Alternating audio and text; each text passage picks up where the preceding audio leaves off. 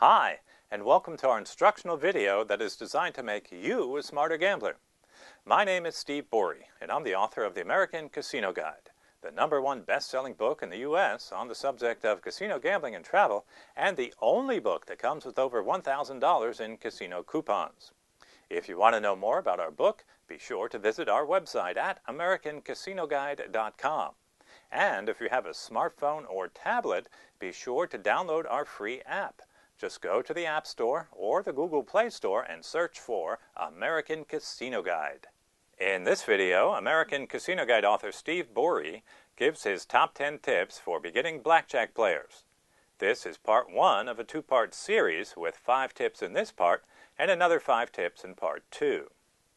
Hi, and welcome to part 1 of our 2-part series on the top 10 tips for beginning blackjack players. In this first part, we're going to talk all about what kind of blackjack games you should avoid, and then we'll talk about some of the table etiquette involved. Later on, in part 2, we'll talk some more about table etiquette, and then finish up with some advice on how to use the proper strategies. So, if you're all ready to learn about blackjack, let's begin. Number 1, don't play 6 to 5 blackjack games. Traditionally, blackjack games have paid 3 to 2 whenever a player is dealt a blackjack. However, in recent years, some casinos have reduced that payoff from 3 to 2 to only 6 to 5, which results in a lower win for the players. As an example, if you bet $10 and get a blackjack, the 3 to 2 payoff would be $15, while the 6 to 5 payoff would be only $12. This results in a much higher mathematical edge for the casino, and you should avoid these games. As a matter of fact, by just making this one change in the payoff for blackjacks, the casinos can raise their advantage by over 300%. So, once again, make sure you avoid these 6 to 5 blackjack games. Number 2, don't play at tables that use a continuous shuffling machine. Traditionally, once all the cards have been played, either the dealer or an automatic shuffling machine will shuffle the cards before they are put back into play. With a continuous shuffling machine, however, there is no break in play because the discards are placed directly into the continuous shuffling machine, which will keep shuffling the cards after every hand is played. The end result is that more hands will be played per hour, and on average, you will lose more money simply because you're playing more hands.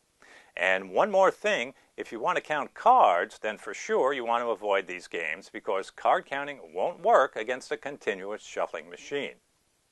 Number 3, check the table minimum before you sit down. If you're a $10 blackjack player, you don't want to mistakenly sit at a $25 minimum bet table, so be sure to check the table minimum before you sit down. There will always be a placard or a sign at each table that shows the minimum bet for that table, so be sure to look for it before you sit down. Number 4, don't enter in the middle of a shoe game if it's not allowed. Some blackjack tables will have a sign that says no mid-shoe entry, and that means once the first cards are dealt, you can't make a bet until all the cards in the shoe have been dealt out and a new shoe is put into play.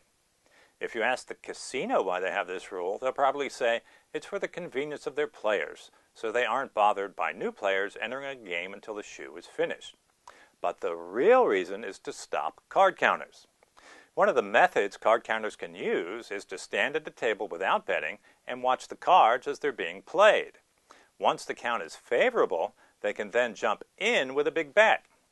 However, with a no mid-shoe entry rule, the card counters are prevented from doing this.